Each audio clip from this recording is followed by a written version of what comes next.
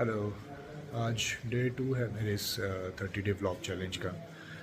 और आज मैं आपसे कुछ और बातें शेयर करूंगा अपने पापा की, और बताऊंगा उनके बारे में और भी चीज़ें। उनका नाम शौकत जावेद था और वो एजुकेशन डिपार्टमेंट से रिटायर हुए थे, हिस्ट्री के सीनियर लेक्चरर। उन्होंने अपने गांव में और एजुकेशन को लेके बहुत कंट्रीब्यूट किया है, जिसके बारे में हमेशा जीते जी तो नहीं पता लगा। बट जब उनकी डेथ हुई, उनके फ्रेंड सर्कल से लोग आए, उनके स्टूडेंट्स आए, उन्होंने बताया। एंड मेरी छाती शायद और ज़्यादा चौड़ी होगी कि मेरे बाप ने इतना कुछ किया है और मुझे पता तक नहीं है, हम लोगों को पता तक नहीं था इस चीज़ के बारे में। बट आज उस चीज़ में बहुत प्राउड फील करता हूँ मैं कि हाँ, दिस इज़ समथिंग जो शायद लोगों को पता चलना चाहिए, लोगों को जानना चाहिए इस चीज़ के बारे में। वही सब चीज़ें मैं आपको आगे आने वाले टाइम में बताऊंगा। उससे पहले आप सोच रहे होंगे कि ये किस अजीब सी बिल्डिंग में आ गया है। ये यहाँ शूट करने का भी एक मकसद है मेरा, और वही मैं आपको बताना चाहता हूँ आज। यहाँ पे मेरा शूट करने का एक रीज़न ये है कि ये बिल्डिंग मैं आपको दिखाना चाहता हूँ। सबसे पहले ये बिल्डिंग मेरे और मेरे पापा की विज़न है।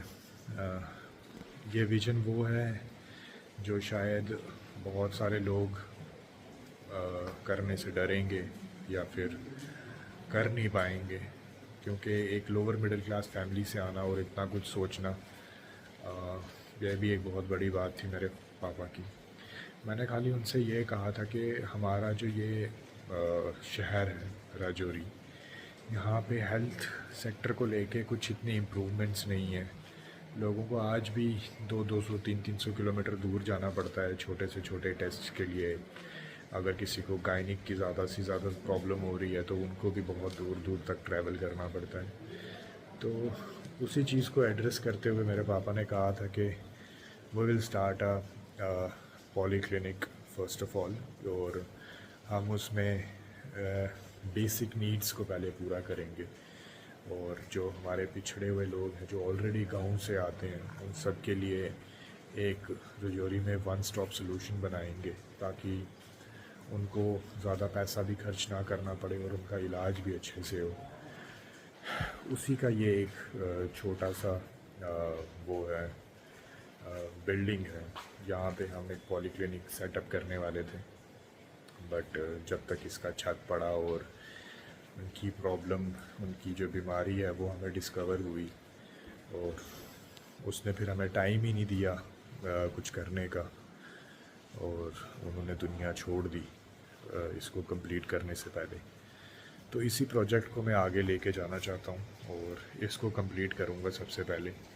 और ये एक अपने पापा के लिए और बाकी जो हमारे यहाँ के लोग हैं उन सब के लिए एक वन स्टॉप सॉल्यूशन बनाऊँगा। यहाँ पे मेडिसिन्स भी आपको बहुत ज़्यादा डिस्काउंटेड प्राइसेस में मिलेंगी, और जो इलाज होगा जिसमें हमारे कार्डियक के डॉक्टर होंगे, मैं खुद एज अ डेंटल सर्जन, और बाकी जर्नल फिजिशियंस होंगे, हम सारे मिलके एक इस विजन को आगे लेके जाएंगे और यहाँ के लोगों के लिए कुछ बड़ा करने की सोचेंगे, ताकि उन लोगों को बहुत प्रॉब्लम ना हो, बहुत ज़्यादा ट्रैवल ना करना पड़े एक बीमार इंसान को लेके। तो ये एक रीज़न था मेरा इस बिल्डिंग में आने का, जो मैं आप लोगों को दिखाना चाहता था। बाकी बातें भी मैं आपसे करता हूँ। बाहर बारिश बहुत हो रही है, तो अभी मैं जाऊँगा अपने रूम में, वहाँ जाके आपसे बताता हूँ आपको बाकी सब चीज़ें उनके बारे में। तो ये मेरी इस बिल्डिंग का वीडियो टूर मैं आपको करा देता हूँ इसमें। ये एक्चुअली बिल्डिंग ऐसी है, यहाँ पे छोटे छोटे कैबिन्स बनेंगे डॉक्टर्स के लिए, और उसके बाद ये रिसेप्शन वाली जगह रहेगी, और ये एंट्रेंस होगा। इसी एंट्रेंस के साथ में ये जो अभी मैंने बंद किया हुआ है, यहाँ पे एक बड़ा सा कट है जो जुड़ता है एक मेडिकल शॉप के साथ, और ये इसका एंट्रेंस होगा जो फ़िलहाल अभी बंद किया हुआ है। हमने, क्योंकि बहुत सारे जानवर आ जाते हैं अंदर, इसलिए। और उसके बाद यहाँ से हमारा सेकंड फ्लोर का ऑप्शन था, पर पापा की हेल्थ काफ़ी ज़्यादा ख़राब हो गई थी, जिसकी वजह से हम लोग ऊपर कंस्ट्रक्ट नहीं कर पाए थे। और ये आप देख सकते हैं ओपन होगा अभी भी, जिसकी वजह से बारिश भी काफ़ी हो रही है। और ये ईंटें वगैरह पड़ी थी, अभी सेकंड बिल्डिंग का कंस्ट्रक्शन होना था, बट ये हो नहीं पाया क्योंकि उनकी हेल्थ काफ़ी ख़राब हो गई थी। तो ये कुछ व्यू है हमारे घर से, आप देखें कितना अच्छा आ रहा है। जुलाई के महीने में ऐसा मौसम किस्मत वालों को ही मिलता है। मैं इस व्लॉग को एंड करने से पहले आपको इसी बारिश में एक डेंटल टिप भी दे देता हूँ।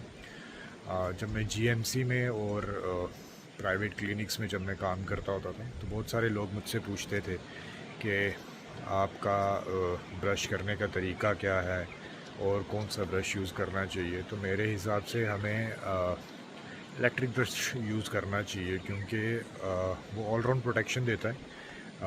जहाँ पे आप मैनुअली नहीं पहुँच पाते, वहाँ पे वो आराम से अपनी वाइब्रेशंस और रोटेटरी मोशन के साथ वो जगह भी क्लीन कर सकता है। और never forget to use tongue cleaner. Tongue cleaner is the most important thing, वो भी आपको एक बैड ब्रेथ से बचाता है।